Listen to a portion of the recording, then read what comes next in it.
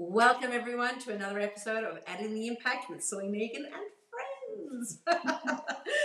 And today I have an amazing man with me. We've already just had some fun and some giggles already. We've prayed, we are ready to rock and roll and to be able to add wisdom here. But for those of you who may not have met the man, the myth, the legend, who is Michael Crossland, I'm going to just give you a little bit of his official bio, just so you can kind of have a bit of an idea of the treat that you're in for. So Michael's been a fighter since birth, overcoming a rare, life-threatening cancer and being the sole survivor of a harrowing cancer drug trial. Despite spending nearly a quarter of his life in hospital, Michael defied the odds and continually demonstrates his absolutely incredible abilities. A businessman, an elite athlete, Michael is one of Australia's most sought after inspirational speakers, and I can definitely vouch for that because he has been on our stages. His 2016 autobiography became a bestseller in 6 countries. His story is real, it's raw, and it definitely will hit your heart. And that's what I say to people when they ask me about Michael. I go, there's an awful lot of intellectual, amazing tips, but it moves very quickly from the head into the heart. And that's where it lands and that's where it stays. And I think that's why it's got the most impact. He has represented Australia in sports, built a successful corporate career, and regularly appears in the media. He also runs a school and orphanage in Haiti, and we definitely want to hear more about that, and served as an Australian Day Ambassador for 7 consecutive years. Over the last 5 years, he has spoken to over 600,000 people worldwide, including corporates, juvenile detention centres, September 11 victims and elite athletes. Through charities like Make-A-Wish Foundation, he has given hope and strength to many facing life-threatening illnesses. His life was featured in an award-winning documentary on ABC's Australian Story, viewed by over 4 million people. A recent video of him speaking in LA has been viewed by more than 51 million people. Furthest friendly. That's a long intro. There's a lot there, I tell you. You've done a little bit in your life, hey? I feel like I've got nothing to tell them because you just told them all about me. But despite all of that, I promise anybody watching or listening, I really am just an ordinary Aussie who's faced my fair share of trials and tribulations, and incredibly and immensely blessed that I'm still here doing what I'm doing. And sometimes I pinch myself because I think I can't believe that this is my life now. And so many times I think to myself, I really feel as though I'm one of the luckiest people on the face of the earth. And I think the reason why, though, you resonate with so many people is because you are an ordinary Aussie bloke. You know, like that part comes across. Like, you know, somebody asked me recently to describe you, and my description was that you were this, that you still had the joy, the mischievousness, and just the hope and faith of a young lad in a man's body. Yeah. You know, that's something that is just, and it's what the world is looking for. And so that's why I actually feel it's really important to be able to share your message as well. So I really appreciate you being here. I turned 40 the other day, and I still, like, I think I'm 18, and sometimes I behave like I'm 18, but I just, and he I does. love life. I just love life. I think every day is a bonus and a privilege, and the more we live our life that way, I think the greater the impact we can have. And I mean, that's, you know, your story, I suppose, leads to that. But then I also, you know, have come across people that have maybe had trials and tribulations, but don't have that same gratitude, hope, and faith that you have. And that's joie de vivre. Okay, we heard the official bio, but tell us something that maybe people might not know about you. That I started courting my wife when she was 13. That's a little scary. So and you have a daughter. Yes, and a son. But that's a big surprise and a reveal. That is, I know. But I mean, like, the reality is that, yes, there might be some lad out there in the future that you're going to be pinching, you know, and going, I just hope that he treats my daughter with the same love, attention, affection, and faith as I treat my wife, because I know that I met my soulmate and an angel very young in life, and you know, I write every year on my wife's birthday card, the only wish is that I met you sooner so I could love you longer. But I met her pretty early, so if she was any earlier, I'd probably be in jail. And the younger end, that would have been me. Yeah, okay, exactly. alrighty. So we're going to move There you on. go. So There there's a random you one. go. That is really random, actually. It's probably the most random I've heard on my podcast. So thank you for sharing that. Yeah, pleasure. Clearly I miss her. I've been away for a while and Yes. I'm ready to get home. You're ready to get home. Okay, let's have a little look at kind of thing. I just want to kind of ask you a couple of things. Your journey, do you want to fill the audience in on your journey? For those of you who haven't actually read your book or heard you speak, your journey started very young. Yeah, I'll do the abbreviated version. I was diagnosed with an incurable cancer of the central nervous system called neuroblastoma stage 4. Doctors said there was no chance of survival, had a 96% death rate. Fortunate enough for me, my mum looked at my life being 4% full and not 96% empty. My treatment was 9 days on, 3 days off for nearly 2.5 years. We lived at Camperdown Children's Hospital and Ronald McDonald House. Unfortunately, after surgery, the doctors told my mum that they didn't get it all and that there was nothing they could do about it. But fortunate enough, there was a trial drug, as you mentioned in the intro. They were trialling on 25 people around the world. It gave us hope. It gave us the possibility of a future, despite the fear and the uncertainty that it would bring. The drug had never been used on humans before, only on animals. And we had to sign a waiver, so regardless of the side effects of the drug, we weren't allowed to sue the company. We started the drug at 9 a.m. on I think it was a Tuesday morning. Within one day, we were all transferred from the oncology ward to the burns unit. The side effects of the drug were so bad that we were completely covered from head to toe in blisters. Within 1 month, tragically, 20 out of the 25 of us that were on that drug had passed away. The second month began to burn my internal organs. I lost one of my lungs, my liver and my kidney were destroyed, the muscles around my heart began to deteriorate. Long story short, within 90 days, 24 out of the 25 of us were tragically dead. And I said it earlier, I feel like I'm one of the luckiest people on the face of the earth. And I don't say I'm one of the lucky ones because I'm still alive and I'm sitting here with you. I'd probably say I'm one of the lucky ones because it wasn't my mum. You know, all I had to do is lie in bed and feel the pain, whereas she had to make a choice to inject a drug into a child that's killed every single person ever taken it. And as you know, of very recent times, I have realised that it's far easier lying in the bed than standing next to it. And it's been a real huge perspective shift for me. But I think that I never allowed the adversity in my life to define me. It probably fueled me to not prove other people wrong, but more importantly, to prove myself right. They told me I'd never be able to go to school, I'd be a housebound baby, and if I reached my teenage years, it'd be a miracle. I went to school. My time at school was really challenging because I was very different. I started playing a game that I loved, and that was baseball. My dream as a child was to play baseball in America, and they said that was crazy. And but fortunate enough, by the time I was 14 and a half, I was good enough to make the under-16 Australian Expos team, and I had a chance to fly to America and achieve my dreams.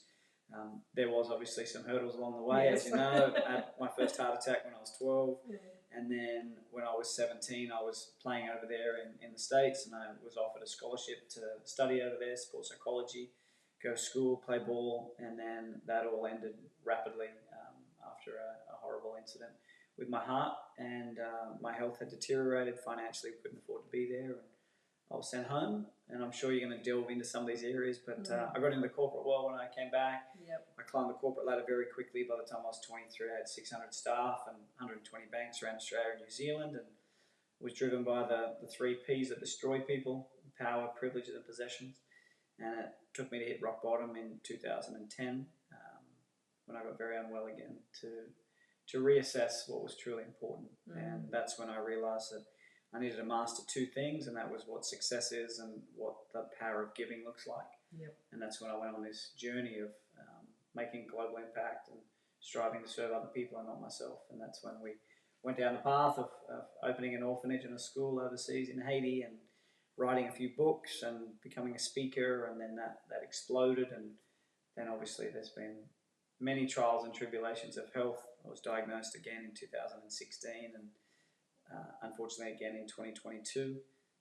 And then the whole family stuff we can talk about at a later time throughout the interview. But that has been, without a doubt, the greatest amount of pain that I've ever experienced in my life, trying to have a family, but also the greatest amount of joy. I think God helps us through the darkness and brings us back into light with this refining of who we are.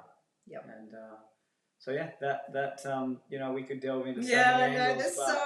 There's so many things there. But like, even just when you listen to that, like, you think about that over 5 minutes span from 9-10 months of age, like through here, and all of the hurdles along the way. There were so many opportunities for you to give up. There really were. There were so many times when it would have been, I suppose, so much easier. But you talk about hope a lot. You talk about it. I know I've heard you talk about it on stage. You talk about it in one of your books. There's and it came up again there.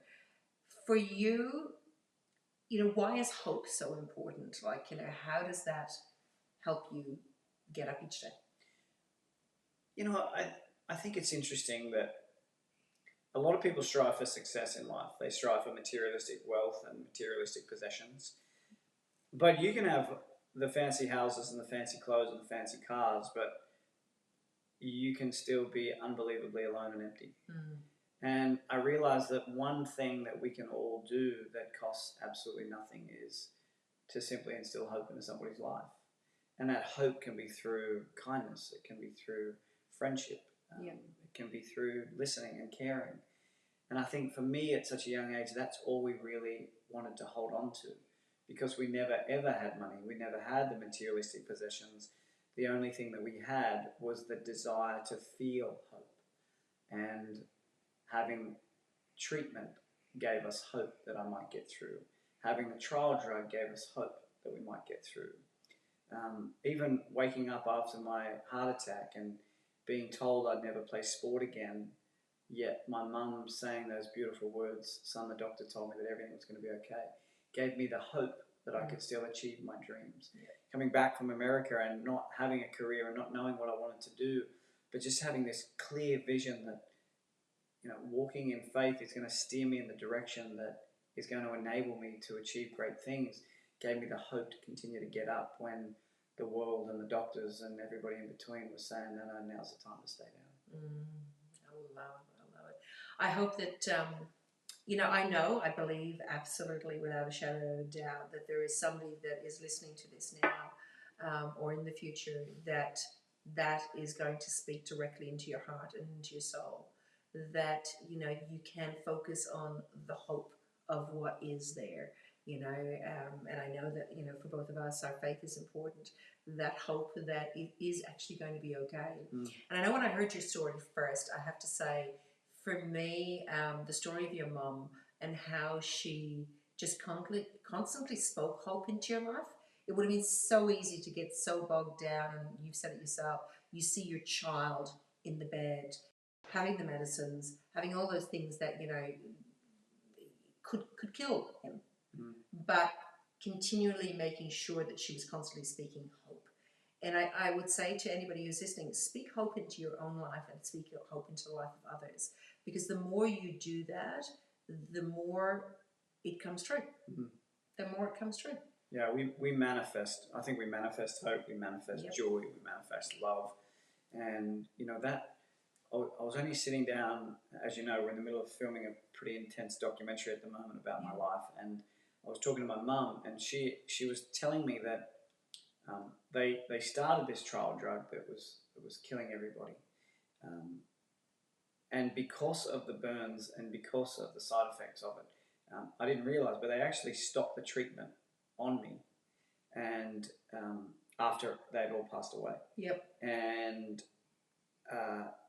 because of the fear of what was going to be next for me. And as soon as they stopped the treatment, the tumours started to grow again. Right. So I think about mum being asked the question, stop the treatment, the tumours are going to grow and your son's going to die. Or we can restart the treatment, continue to burn your child, and he's probably going to die. What a choice to have to make. But to be able to just, in the depth of such fear and horrific pain and darkness, to be able to just delve in and find hope. Whew, I know. I pray every day I never have to make that choice and that decision. Absolutely. And, you know, that's the thing. We all need somebody who is that beacon of hope for us. And, you know, I really believe, you know, somebody was having a conversation, you mentioned about the documentary. I was talking to somebody around you. And one of the things that I just really believe is that, you know, we get to be able to, hope gets passed on a little bit like a baton. And I feel that your mum started that, you know, that belief, that hope, and you now are carrying that on for thousands, millions, praise God, of being able to just have those drips of hope. Because I think it creates a ripple effect. The more that we can spread hope, the more that, you know, people, and this world needs it right now. We need hope more than anything. We need belief that there is something bigger than all of us, and that there is a reason for what's kind of going on in our world. Yeah. You know, we've talked a little bit about hope and faith. As a Christian, how have you managed to marry, I suppose, your Christian faith and this business world that we sit in? Because, you know, I often think that we have everything in these silos. Like we have, okay, we might be a parent, and we might be a partner, or, you know, a spouse, or we might be a business person or a speaker, and then we might be, you know, a Christian, and we have all of these things in silos, and the world kind of tells us keep it all separate kind of thing. But I really believe that it actually is, all of those things are who we are collectively. That doesn't need to stand on its own. How do you find marrying that on your journey as a inspirational speaker? I feel as though if we keep everything in silos and separate, we're exhausted, we're confused, we're trying to wear way too many hats.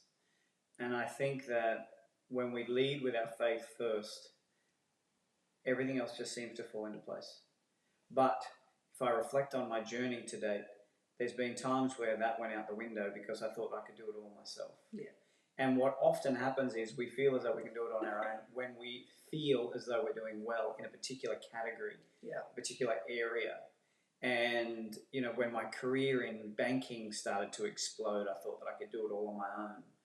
And then when my health deteriorated rapidly, and bacterial meningitis and fluid on the brain, and I realized that I needed to lean into my faith again. And then when my marriage was in trouble because I was so busy doing everything else, then I needed to lean on my faith again. And now I think that when I lean in my faith first, then everything seems to just fit beautifully. And the old saying, you know, I thought I was alone through all those dark times, but realized that I was being carried. And often we need to get to that point where we're in extreme darkness, when we're hitting rock bottom in our life, when we think that there's nowhere else to go, for us to actually finally surrender. Yeah. You know, I remember our sweet little boy was sick 12 months ago now, and mesenteric lymphadenitis. I know you were a part of the journey with me, and it was horrific. Yeah. And I remember we tried everything.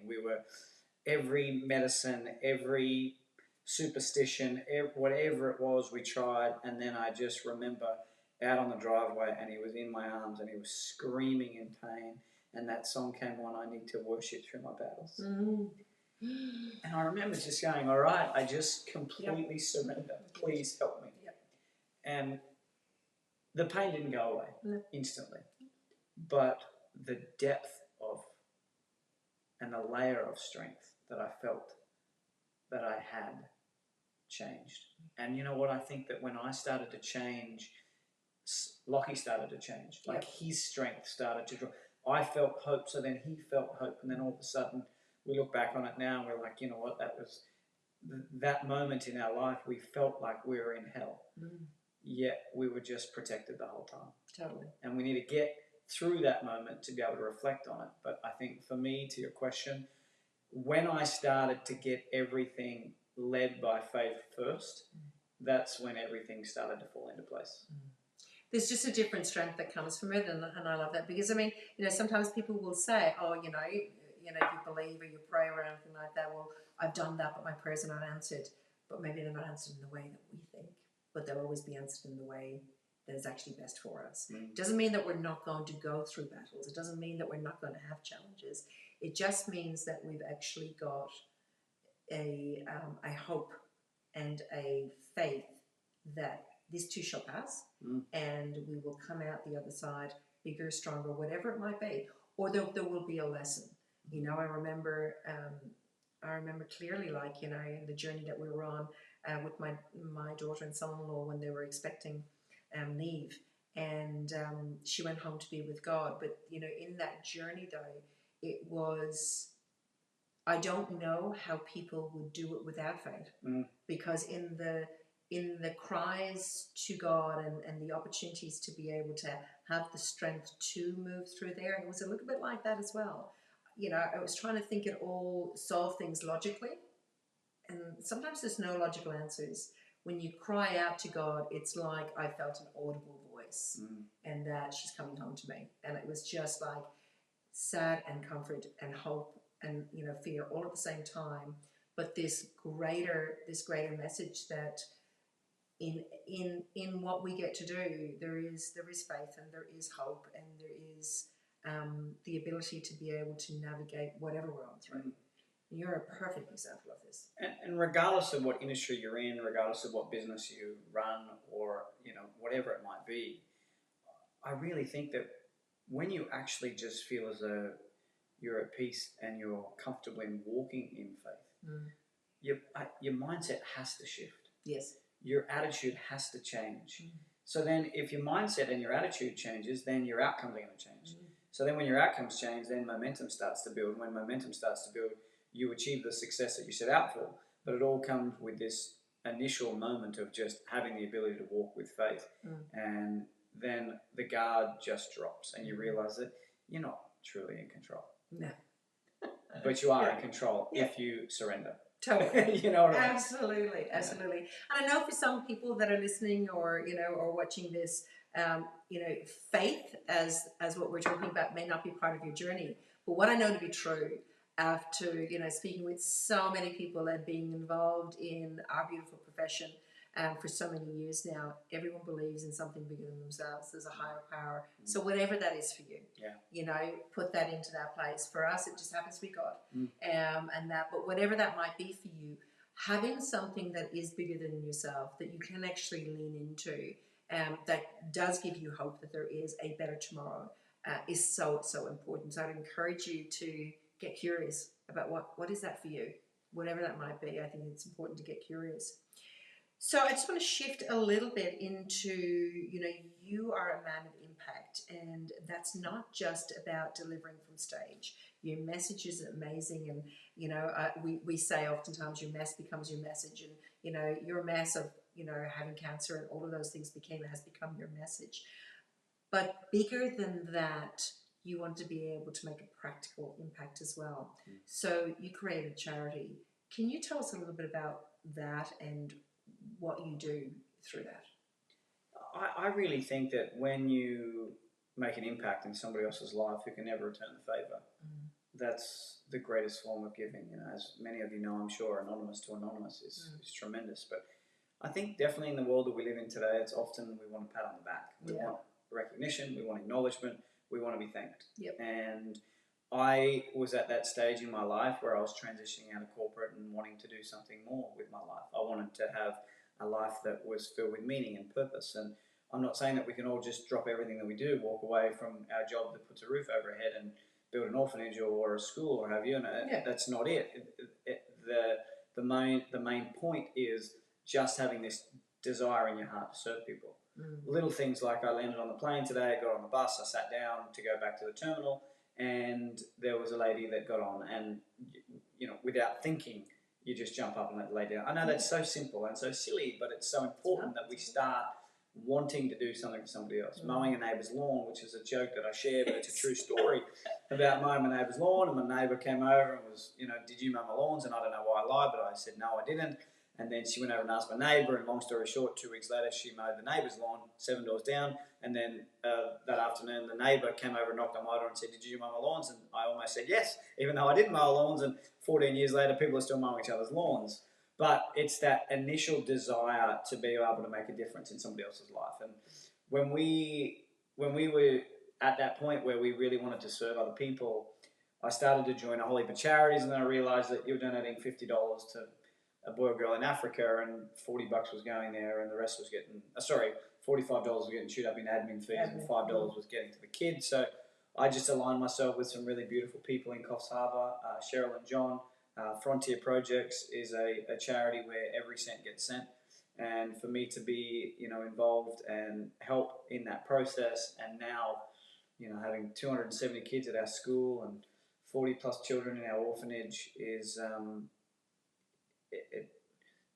it makes me feel as though the trials and the tribulations were worth it beautifully, because now I can have an impact on people's lives that will never be able to return the favour, yet they've made me the man I am today. And that's the thing, like, again, it's the journey that you've actually been on. As hard as that journey was to prepare you for the impact you get to make today. And that, because, without that mess, without that journey, whatever, there's probably, you wouldn't be in the places of impact that you actually get to impact on the bigger scale. Yeah, I think that without a doubt, everyone listening, everyone watching, you all have a story. You all have darkness. You all have some sort of suffering. Yep. And you briefly pushed over extreme sadness and a pain that, even with faith, it's still there and will never go away. No. And people will never guess that. They would never know that. They would never see that in you. And everybody listening at home, I'm sure you all have a story, and you all have some sort of darkness and tragedy and pain and suffering, regardless of the level of that darkness. It is always there, but it's about finding in your soul that you actually feel so good when you make a difference in somebody else's life. Totally. Everything starts to change. Your outlook on life changes. But not only your outlook on life, I think your self-worth changes. You realise that it is worthwhile getting out of bed. You do try and see the goodness in others as opposed to the darkness or the sadness in others. And it's almost like when you buy yourself let's say you buy yourself a Toyota Camry, you drive down the street and you'll see 500 Toyota Camrys. Because my wife, she had a dream car, and in 2019, I bought her the dream car. After we bought the car, we noticed that the neighbour had the exact same car. I had no idea until we bought the car. And that's the same with joy and happiness and serving others. When you just shift your outlook on life and go, all right, today I'm going to get out of bed, I'm going to make a difference in three people's lives.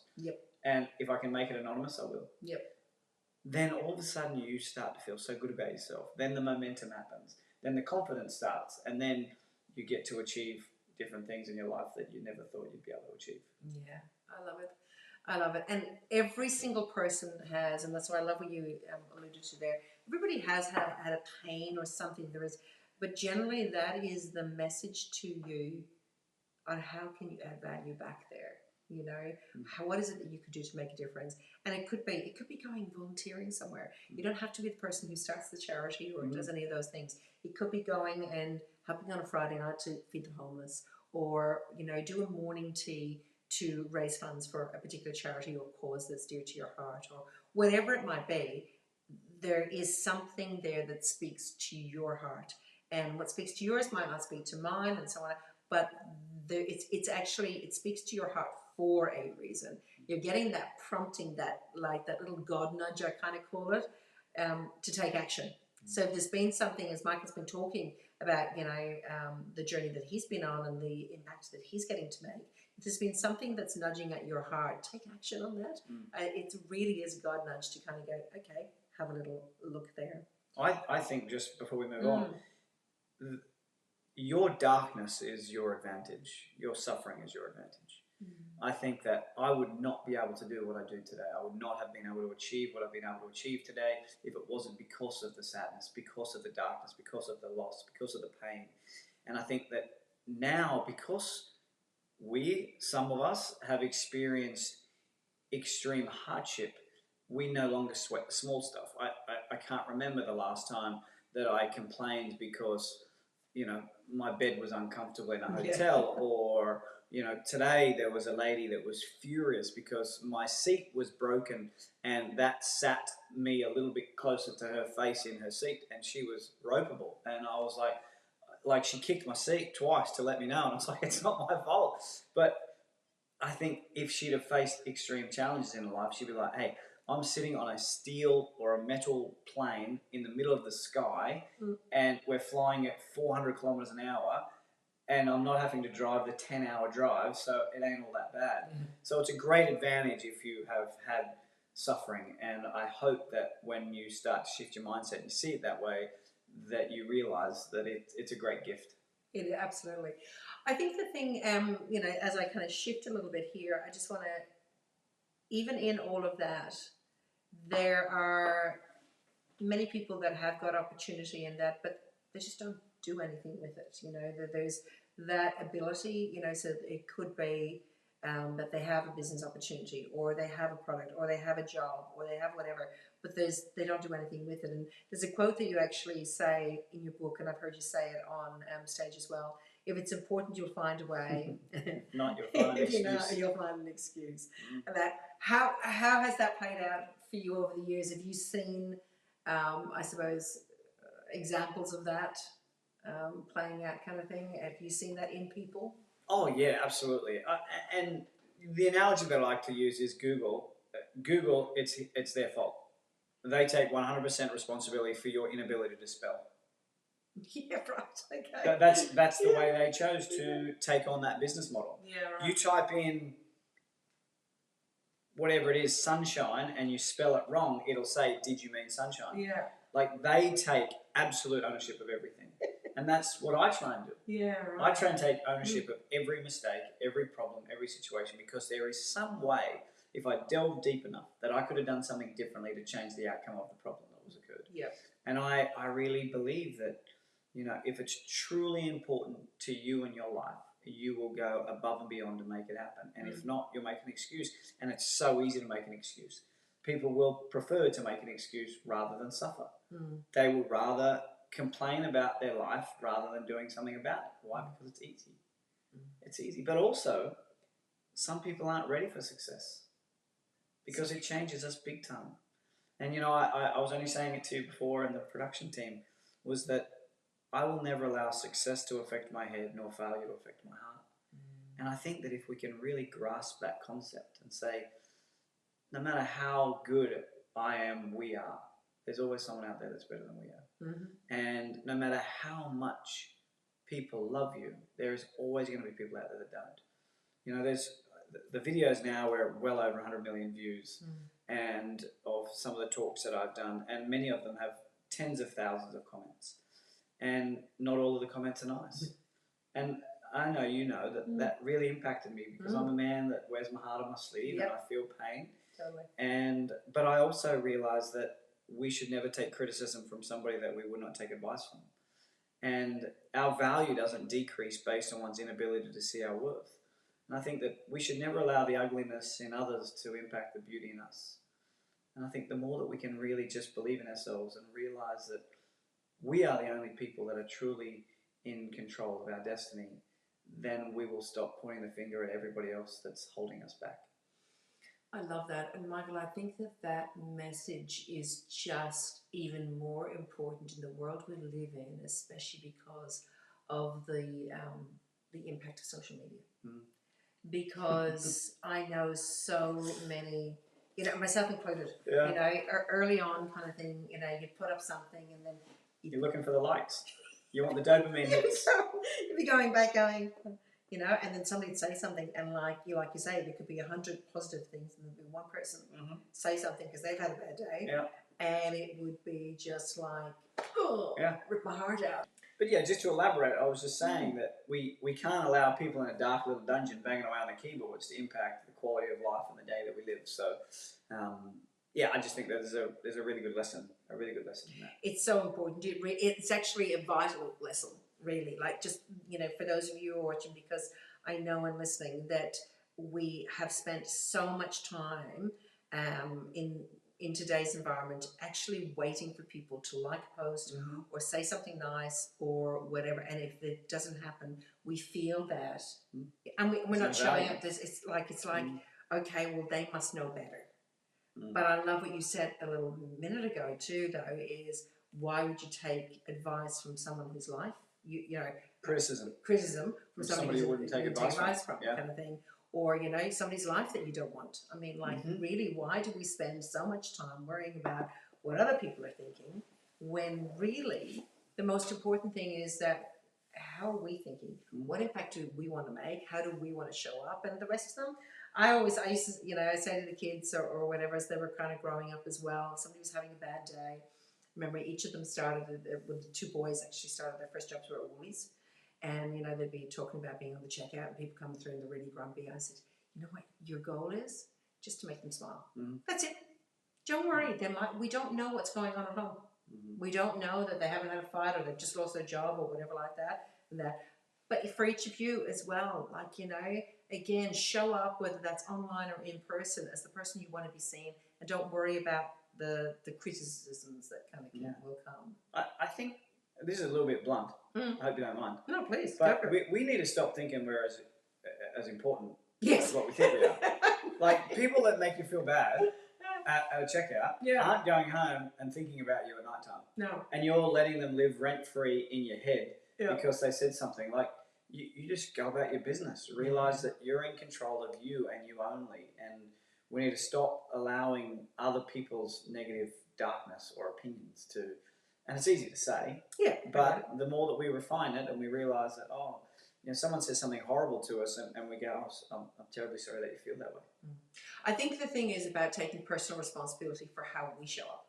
So you've got another quote that I've heard you use, which is basically 3 things you can't get back. Okay, so words after you've said them, memories after they've been missed, and time after it's gone.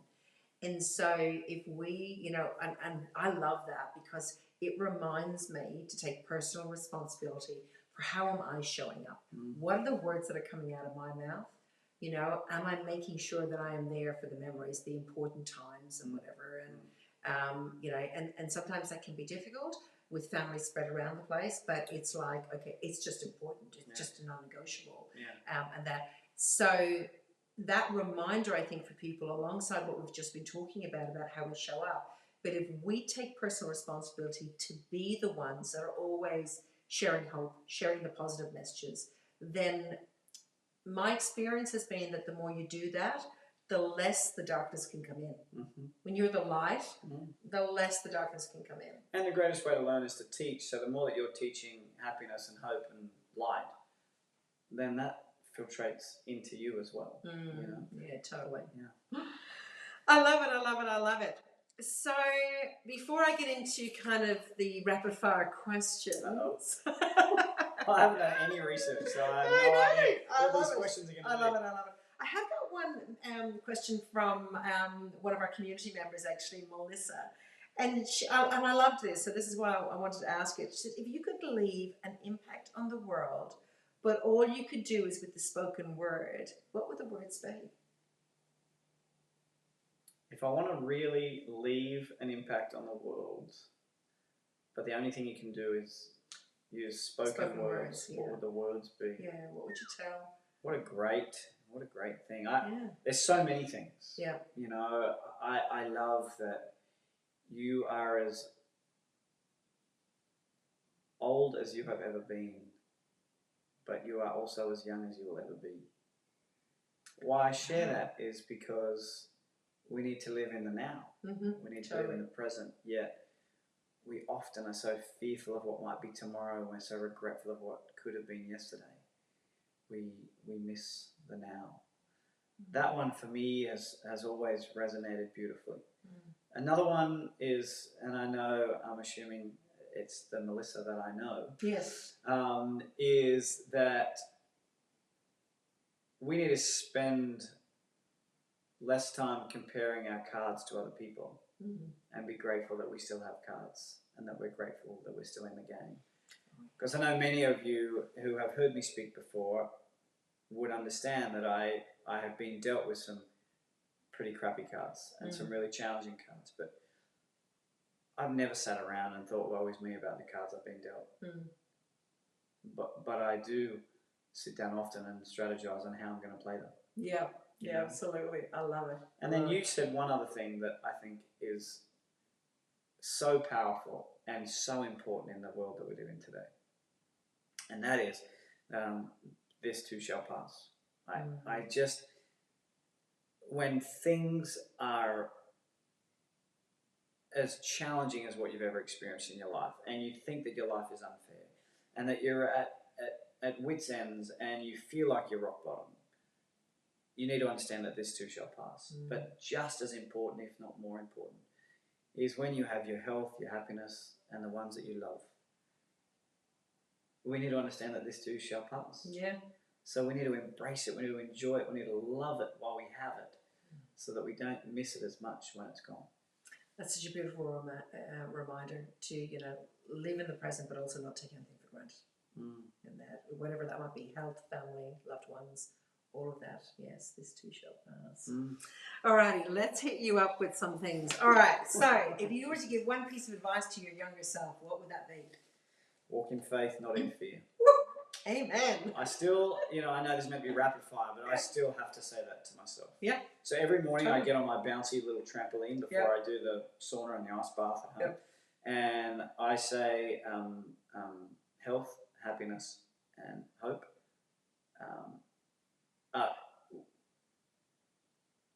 With no fear. Yeah. Because I still, as you know, I hold my breath in an elevator because I don't want people to breathe on me. I wear a mask on every plane. I wash my hands after I've been near somebody. I still struggle with anxiety and fear and uncertainty. And I still need to remind myself today. But there were so many moments as a kid that I thought, this is just too hard. There was times in the corporate world where I just thought I was alone. And if I could have just given myself the understanding that if I just walk in faith and not in fear. Like I had that operation in 2022 and there was a chance that I was never going to see my family again. I was doing a video message teaching my son how to shave, and that day that I left, I walked out of the house and I got on that plane with complete and utter faith. There was no fear. There was no sadness. I didn't even cry at the airport because I just had this immense and overwhelming confidence that faith was completely in control. And man, when it can remove your fear and your uncertainty, even if I never came home, my children would remember Daddy as this brave man that walked out with a smile. Oh gosh. Yeah, no, it is. And it's such a beautiful reminder for us all because, no matter what it is, and you might not be going through the trials, that Michael is, but even in business at the moment, like, for anybody out there, there are challenges. Yeah. And that, but I do the same. I remind myself every day that I'm choosing faith over fear. I'm choosing that I know that I've been placed here for a reason, and in any of the things that I get to do, because I get to do them. And even on the days when you kind of go, oh gosh, this is not, you just kind of go, I get to do this. I'm here for a reason and a purpose. So it is faith over fear. And I would have probably written it down. Because we can say it till we're blue in the face, but we don't understand the power of our subconscious mind. And I've done a lot of research, as you know, on that. And if I had that written on my mirror in my bathroom when I was younger, it would have registered so deeply on a subconscious level that I would not have had to say it. I would have just believed it. And I think the same deal, regardless of the challenges that you might be going through, if you can come up with a motto or something that you want to manifest, and you can, even if you have doubt in your own value, if you don't think you're beautiful, if you don't, whatever it is, if you can write down the opposite of what you're feeling and allow it to just embed itself so deeply on a subconscious level, I think it, I think it can be a game changer. Absolutely. Besides your own book, Everything Will Be Okay. If you have not got it, you are able to order that. What's the favorite? What's the favorite book? I really like Rick Warren's Purpose Driven Life. Yeah. I actually really enjoyed the journey. I can't remember the lady's name, but she talks about how she had a massive tumor. Byron. Yeah, and she spoke over it, and she basically declared that it was going to go away, and it did. So yeah, those two have been really important to me in my life.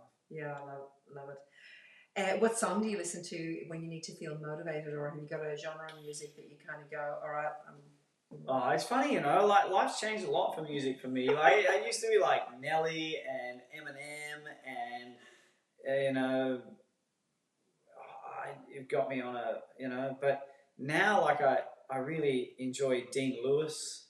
I really love Christian and Gospel, that list on Spotify.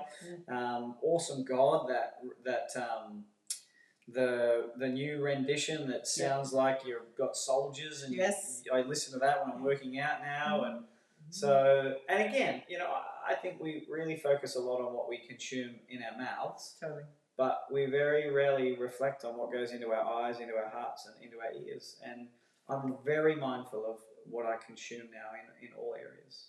I am too. I think that's actually a really important point, because like I don't watch the news. If I'm in the car, it's not the radio, it's audiobooks or Christian music or whatever like that. Even Alexa knows when I walk in, it automatically will start playing. Some CC Williams or something. Some kind of Christian music in that too. But whatever that is for you, do be mindful of the messages that you're feeding yourself. And so whether that is the words that you read, it is the movies or the things that you're watching with your eyes, what you're hearing, what you're speaking, all of those things, it's so important. And even if you've got the news, I remember during COVID, obviously I was in lockdown for a very long time, and I would have the news on in the background, and I'll be cooking. And I've had a beautiful day, and by the time I finish cooking, I haven't even listened to the news. But by the time I finish cooking, I'm anxious and I feel sick to the guts, and I don't know why. And it's because my subconscious mind has heard all the horrible things going on in the world and made me feel horrible about life.